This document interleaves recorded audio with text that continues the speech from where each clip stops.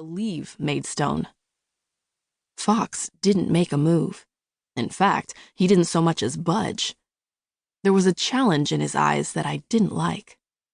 I might not have inherited a title like my brother, the Baron of Windsor, but I was still a knight and ranked far above a captain of the guard. Surely he knew his place. And certainly he knew that I wasn't an ordinary knight. I'd been knighted by the Duke of Rivenshire, the brother of the High King. I'd trained with the Duke and fought with the most skilled knights in the realm. I was one of the best. Fawkes's lips finally pulled into a tight smile that said he did know his place, but resented it, thought he deserved more, and likely took whatever he could to advance himself, regardless of those he hurt. "I'll look forward to returning, Sir Bennet." His emphasis on Sir was derisory, as though he didn't consider me worthy of his respect. "And when I return, I'll take great pleasure in ushering you out at sword point." Without another word, the captain spun and strode from the chamber, his footsteps echoing ominously. Once he was gone, I exhaled a long breath and sheathed my sword. I'd run into men like Captain Fawkes before, men who disdained the nobility but served them if doing so was profitable to themselves.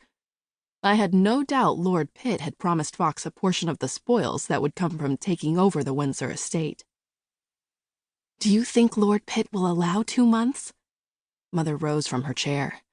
With her fair hair and complexion, she was as beautiful now as she was in the portrait my father had commissioned of her shortly after they'd wed. Even after rearing 2 sons, losing a husband, and weathering the recent problems, she had not a single strand of gray hair or a wrinkle. She glided toward the fireplace and held her trembling hands out to the flames. The only physical sign of her aging was the course of bluish veins that were more marked in her hands. She was also more prone to worry, although she apparently had every reason to do so in this situation.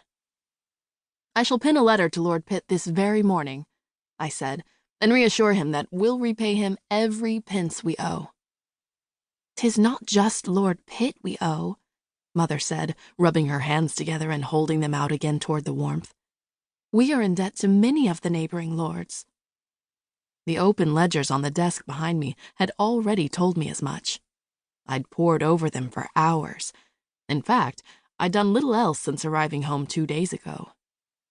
I jabbed my fingers through my hair, then ran my hand over the scruff that had formed on my cheeks and chin. I did so to hold myself back from storming into my brother's chamber and punching him full in the face like he deserved. It didn't matter that he'd suffered unspeakably this past year. That was no excuse for squandering the family's fortune. Aldrich's been a fool. I couldn't keep my frustration from lacing every word.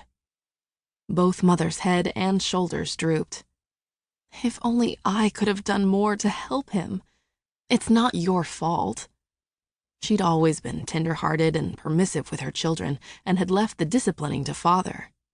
Even so, I didn't blame her for the problems.